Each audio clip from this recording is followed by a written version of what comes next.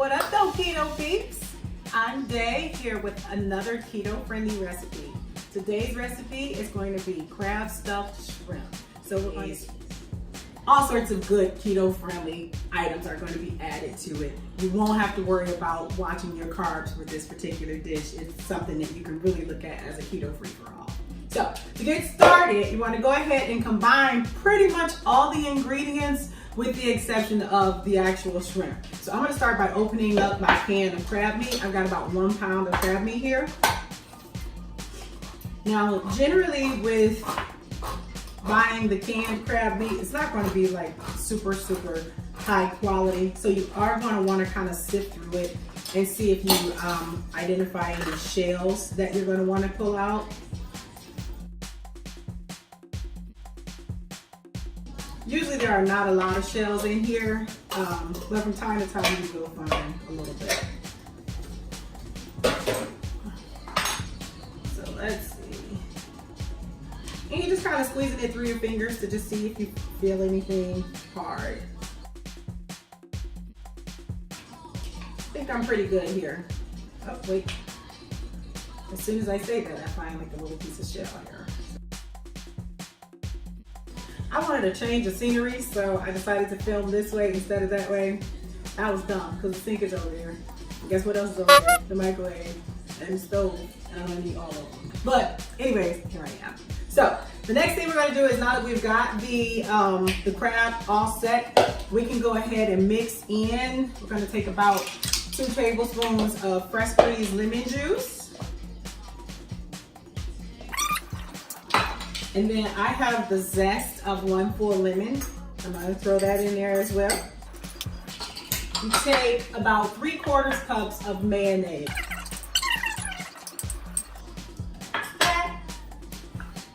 And then what I have here is some minced red bell pepper along with some green onion. And so I'm just gonna drop some of that in. It's going to add some color along with some flavor.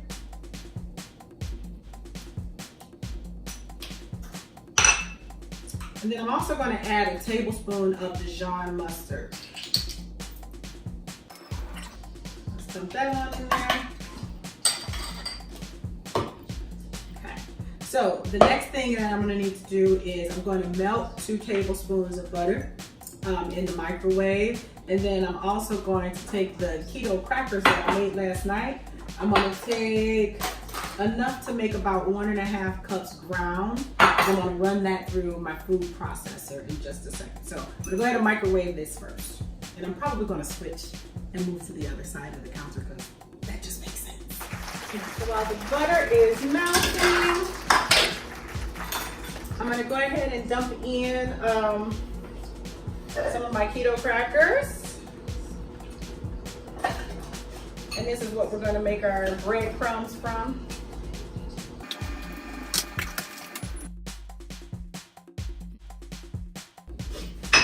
Now the keto crackers, basically they're like a really nicely seasoned Cheez-It that's pretty much all cheese. And I add in some butter, cream cheese, and almond flour. I have a recipe for that too if you want to look for that. I mean, they're very easy to make and they taste really good.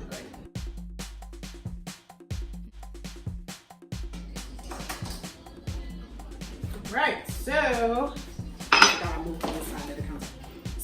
now I'm going to go ahead and dump in my breadcrumbs or cracker crumbs. And then I'm also going to go ahead and add in the butter. And I'm going to give it a really good stir. So this is still looking a little bit loose for me, so I'm going to go in with a few more breadcrumbs.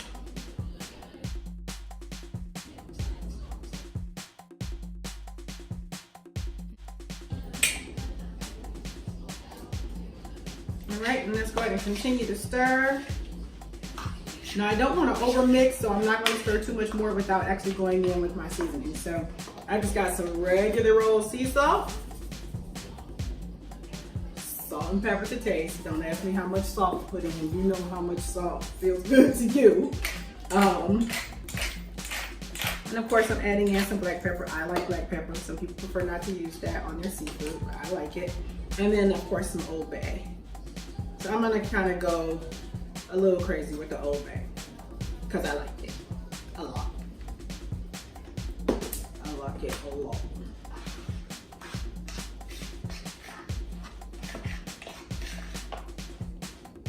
Oh, it smells good now. I can smell it. Ooh, I like that smell.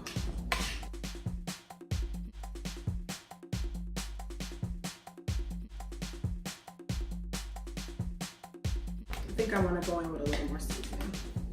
And then you know what I didn't put in here that I really, really love? Cayenne pepper.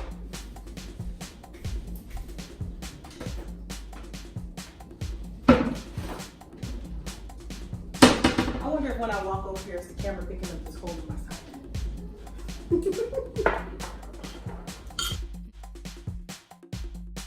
And it goes so far and tastes so good.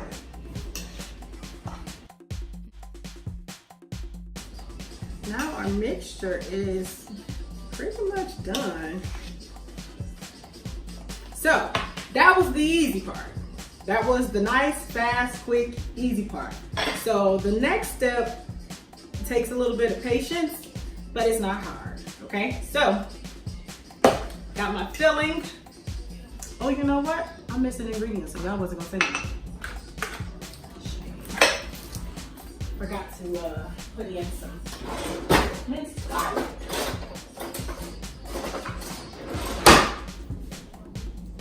So let's go ahead and put in a couple cloves of garlic.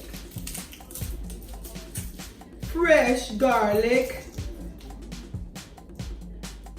We do not believe in fake garlic powder. I have never figured out for the life of me how garlic powder is sold as garlic powder when it tastes absolutely nothing like garlic. Nothing like garlic. Anyways.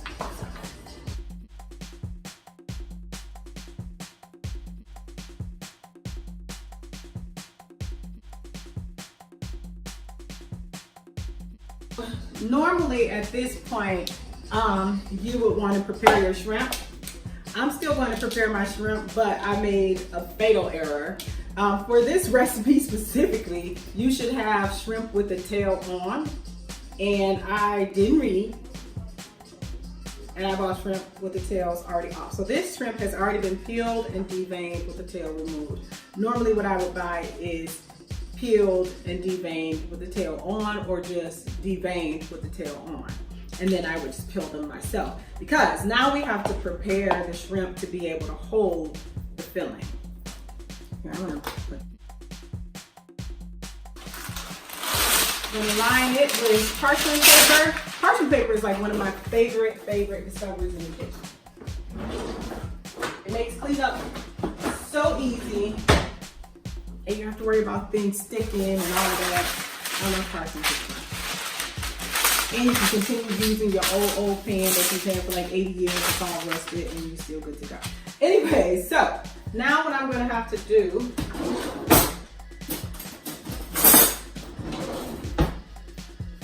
and I hope this works because I've never tried it without the tails, but I think we should still be good.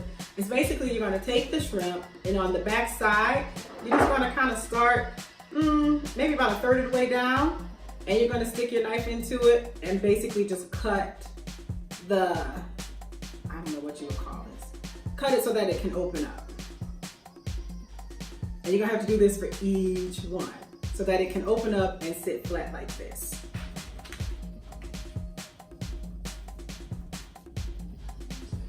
Or maybe I should bring that closer. I'm gonna bring the camera closer so you can really see. So although the recipe is very easy, this part does take some time and, you know, makes it take a little time to complete. And I should be using jumbo shrimp. I just have this large shrimp, so it's, you know, I've got more of them to cut.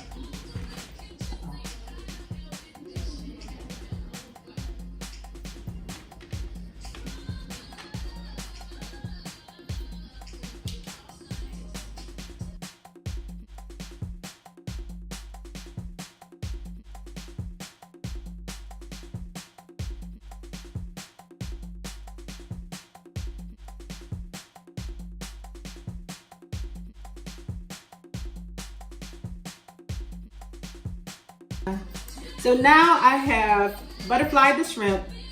A lot of it is mutilated. Again, that's because I didn't buy the right shrimp. Not only did I not buy shrimp that has the tail on it, which gives it a little bit more structure, but I also bought large shrimp instead of jumbo shrimp, which means that I had to cut far more shrimp than I would have. So if I were using jumbo shrimp, you know, I would have had to make, you know, maybe 2/3 this amount of the number of actual shrimp that I did. So anyway, so the next step basically is just to take the filling and roll it into little small balls and place it on each little shrimp bed. Now normally, again, you would have the tail on the shrimp and that provides it some stiffness. But all you're gonna do is still, even without that, you're just gonna kind of press the tail into the ball. And that should give it enough structure to hold it, right? So again, the recipe is very, very simple. Like, it's not complicated, but it is a little bit on the time consuming side. So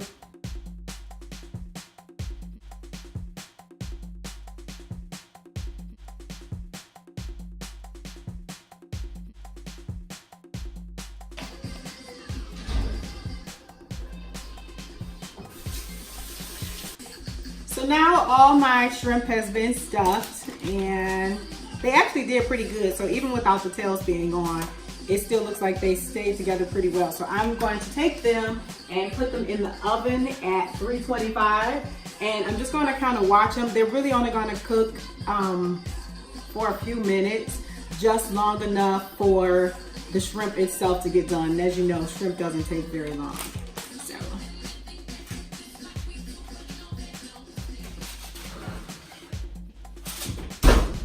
Now these are looking done. They're a little bit more on the pink side, just how I want them. So that is it, and they're done. I mean, it really wasn't, it's not complicated. It can be time consuming, just butterflying the shrimp. Again, you'll save yourself some time if you go with the right kind of shrimp. Make sure you get jumbo shrimp so that you only have a few to actually cut up like that. And then you're only stuffing a few as well. But yeah, these are gonna be great, and I can't wait for them to cool down so I can smash them. Let's go ahead and have one.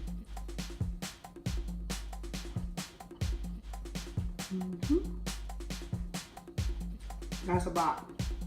That's good. One more thing. If you want, you could always melt some butter too and drizzle butter over the top of all of these. I'm gonna take this little small one. Nobody will miss it. Thanks so much for watching. I really hope you've enjoyed this video, and I hope you get a chance to make your family some crab stuffed shrimp because they really are delicious. If you like this recipe, you like this video, go ahead and give me a thumbs up, drop me a comment, and then also subscribe to the channel and hit the notifications bell so you'll know next time I post up. Thanks so much again.